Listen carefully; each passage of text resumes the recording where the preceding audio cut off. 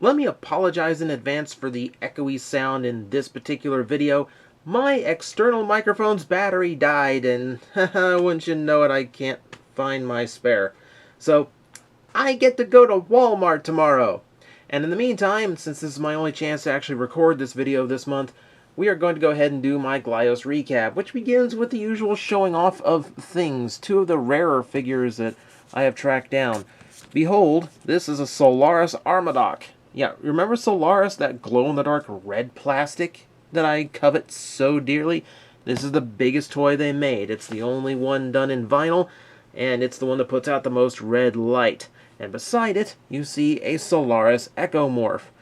This, it's a shapeshifter character in the Glyos universe. It comes with all the components for the basic Traveler figures, plus enough parts for a weapon arm as well. So, yeah, these are two of the harder ones to come across. Also, since I can't really video the glow effect, I can, and I finally figured it out, I can actually show you in photos what the red glow looks like. So if you've never seen it before, it looks something like this, and in person it's absolutely awesome. The red glow doesn't last as long as green, but it's such a unique look. It's incredibly cool. And if you weren't watching, you don't know Solaris plastic, it's a different mineral in the plastic besides what we get in glow-in-the-dark that causes green, that causes red instead, and they think it's toxic in the US, so it's not allowed to be imported anymore. Meaning there's only 7 toys in existence that actually use the stuff. I have 5 of them now. 1 Buildman and 1 Goban to go. Yep, 7 in all. They are my Dragon Balls. But we're not here to talk about these, because these are actually pretty old. We're going to talk about this month in Glyos, or rather, last month in Glyos. All the stuff that has come out and is now mostly, for the most part, sold out. But hey, at least we can cover it and show you what you might have missed. So, if you weren't paying attention to the World Glyos in the month of March 2016, this is what you missed. I have to keep my hand here because the focus keeps going completely bonkers on me. So, to start off with, I'm going to go ahead and show you the big toy, just so I can have something on camera that keeps the focus. Boom! The Titan Mushi is back! This one, pitch black vinyl, gloss black paint with a lot of red accent. This is something that, nice for me because, hey, it's in my colors, but it's actually an homage to an old Super Crayboth that came in the same shape, which actually means it combines well with them. And if you never saw the Titan Mushi, the big gimmick is it's a quadruped as well as a biped. So, that's always cool. I'm glad to see that the Titan Mushi is doing well for Marty. He's been producing 1 or 2 per drop ever since he first came up with these things, and they seem to be selling fairly well, though I do see them hang around a lot more often. So while they do tend to run a little bit more expensive than the Onell vinyls, if you are interested in one, they're generally not hard to go find a little bit later, as in possibly right now. Check the links in the description. I'm not sure if they're still there. But beyond that, we do have a few other things produced. Last time we talked about the Sunstorm plastic. Yes, kind of named after the Transformer. There is now a Mushi in matching color. It looks absolutely brilliant. Marty put down a little bit more of the orange paint, so it has a little bit more detail going on, and I do love all the black on the horns and everything. He looks absolutely awesome. Very, very cool release. As well, no, stand up. Stand up, stay balanced, I'm counting on you. He also produced something called a Dark Rider Mushi. No, this is not an homage to any particular Dark Common Rider. This is just the way he thinks that a Titan Rider, because if you're got the guts to cut open one of these things, it can combine with a typical Kabuto Mushi. But it was just Marty coming up with what he thought an evil one would look like. Red eyes, dark shades of green, bone horns. It's very, very evil looking. So I do think he pulled that one off quite well. And he got homage again, but this time a little bit more simple. For Force Awakens, I guess. A Stormtrooper shaded Mushi. And he also came up with one that's more Sand Trooper based. It had one shoulder guard painted orange, which is kind of a cute little variant. But that one went very fast in the store. And it's a very nice, solid, just a very nice, solid, and simple Mushi. So, that all, very, very cool. So, good on you, Marty. You're doing good things. We got more of his to talk about next time. But until then, we're going to go ahead and go to the Nonilla releases for the month. Not a whole lot going on in Glyos in March, but Nonilla made me happy. And we're going to get to that in the end. I'm going to do a few things I don't normally do. So, we are going to discuss what came out. For instance, this one. Now, isn't this... This might be one of the more interesting Armorvores I've ever seen. So this is Nonilla, I want to say. As you can see, translucent pink plastic, or translucent magenta, rather.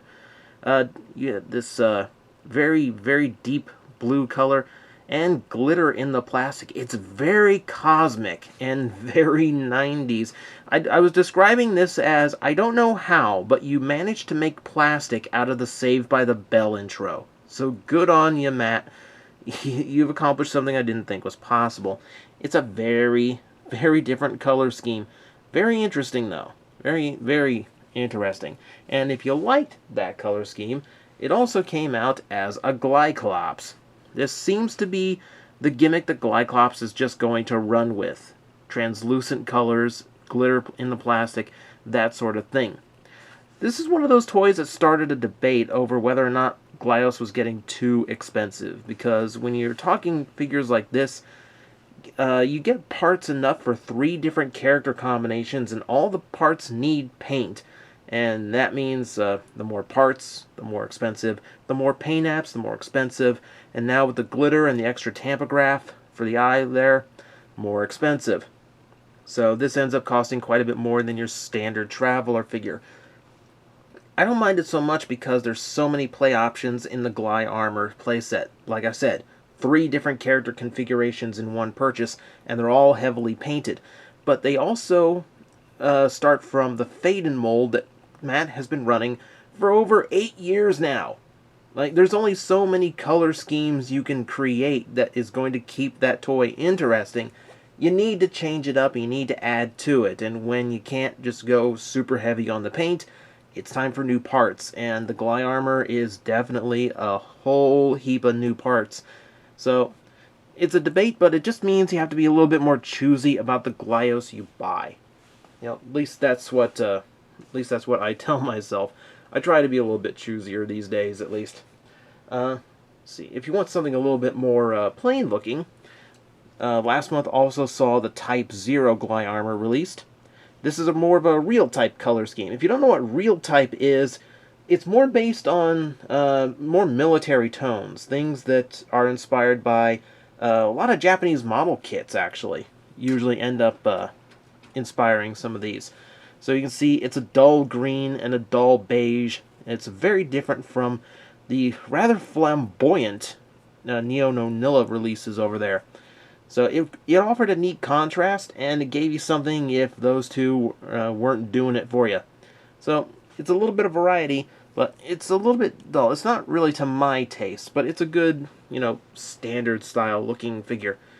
Want something a little bit more out there? There was the Noboto last month, which I got a Green Goblin vibe from, but it's actually based on the Lego aliens that have been coming out in recent years. Especially, there's a recent series that had a bunch of them, and I think there was one. I think there was a couple of them released in the blind bags as well.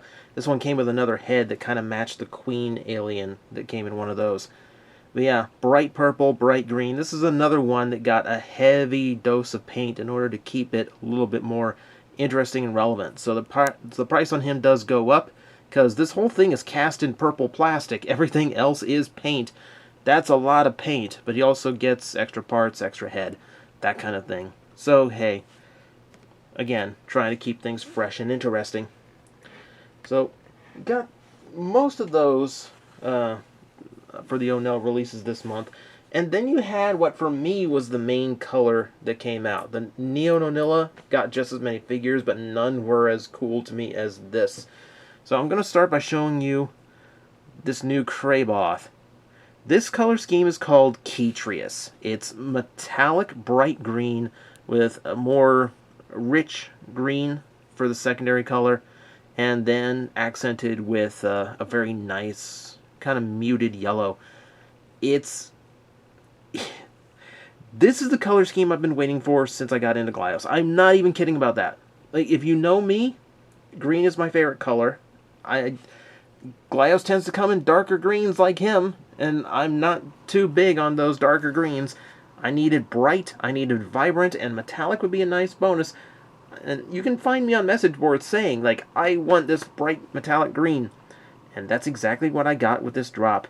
Not to mention, this Crayboth ended up being, like, the one with the most paint ever. So, like, that mohawk is completely new to the toy. So, that also made me happy. So we got that going for us. But this is also where we start showing off a few things I don't normally do. Because one of the things about Glyos Recap is, a lot tend to ask me for examples of how Glyos works. Because I just kind of show you the standard figures and in the standard configurations they come in. The advantage of Glyos is being able to build up your own creations and do your own thing. So, that's kind of what I've done, because it wasn't just that little Crayboth that was done up in these color schemes. And up right there. I'm going to need the space here in a minute.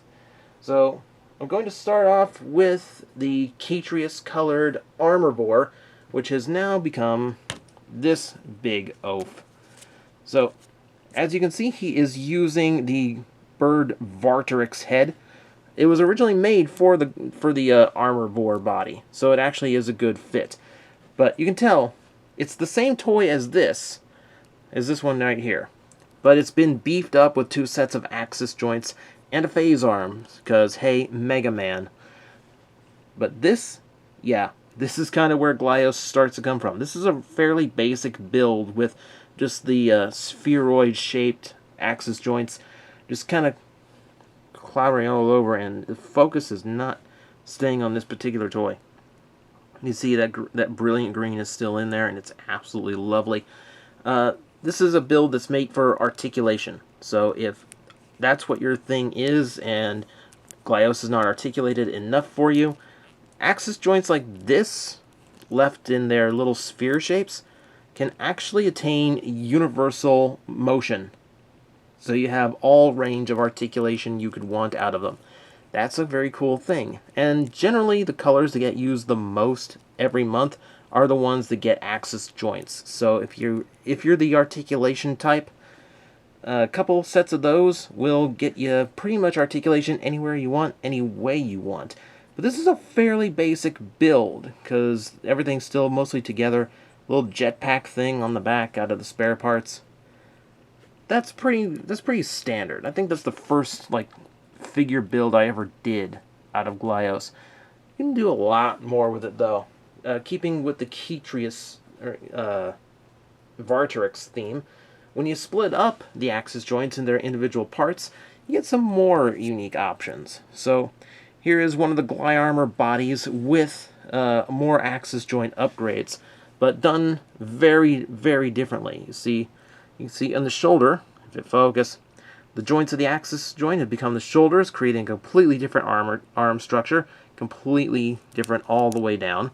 You can see the hips have been done differently, very different shape, as well as the feet are completely new, completely replaced by axis joint halves. This is more options that you have available to you. The twin shoulder cannons, because of the system, also can get brought back, rotated down, and now you get a jetpack as well. So a little bit of standard options for you, and very simple ways of doing very different things with your figures. I also give him more of a bird-like stance with his legs, which I think works out for him pretty well. So again, same batch of parts, very different system of upgrades. And likewise, for standard Glyarmor, we have here as well. Again, this is kind of a mix. I've split some of the axis joints and I've left some of them alone. So while he does have a good range of articulation, he has a much beefier and more solid look to him. You can see The arms keep at an interesting angle thanks to a few split joints there in the torso. Very heavy in the shoulders. Very articulate in the hips with the axis joints in there. Comes up with a very powerful, armored, kind of a superhero look to him. A little Iron Man, a little Samus Aran. I absolutely love building with this stuff. If my fingers have ever looked gnarled up or red in videos lately, it's because I've been spending like the last few weeks just building and tinkering with these things and just coming up with all kinds of stuff. If I've done any building in Glyos lately, it's always been in this green. It's the first time I've gone back for more upgrade parts. It's the first time I've double dipped on Gly armor, specifically so I could have more to build with. And getting done with all three of those, I had some space left. I had a batch of parts left, so I thought to myself, what head have I never built a body for? So, I ended up using one of the Armorvore's spare heads, and created something that I don't think many have ever seen done in Glyos before. I made a doggy! Behold the power of Glyos. So yeah, remember when I said Gly armor comes with a bunch of extra parts to allow different things? Those are from a Gly armor. So that's how I created the puppy's legs. And they create just the right shape to make something a little bit more natural for the pup. We have axis joint feet over here. We have fade-in feet over here. Gobond balls for the body itself. It's very rush in proportions. And the head is the back of an Armorvore head because they all have a dog head in the back painted on that no one ever uses. But hey, I used it. And a lot of people really love this build. And you can see by the fact I haven't taken it apart yet, I quite liked it too. So that's a little bit of building for Glyos. That's a little bit of what it's capable of, and of course it's capable of a lot more, because I didn't even show off all the different upgrade sets that get produced for it. But that's something to discover for yourself, or to wait for a later video to show off. That was Glyos for March 2016. When next we speak of this little independent toy line, we're going to have more Kabuto Mushi, another Onell drop, which I don't know what it is yet, because it's still the middle of the month. And we're going to be talking about a new line from Spy Monkey Creations. The guys behind Weaponeers Among Ka created something brand new, and it sold out in 7 minutes. This was a huge success for the guys. And remember when I say you have to pay attention to the world of Glyos, because even if none of this, the Beetlemen, the aliens, the robots, the Birdman, whatever, even if none of this does anything for you, you never know when a producer is going to come up with a completely new Glyos line that might hit your sweet spot. And He-Man fans, next time when we talk Glyos, we just might have a new line that's right up your alley. So, I'll see you next month, guys.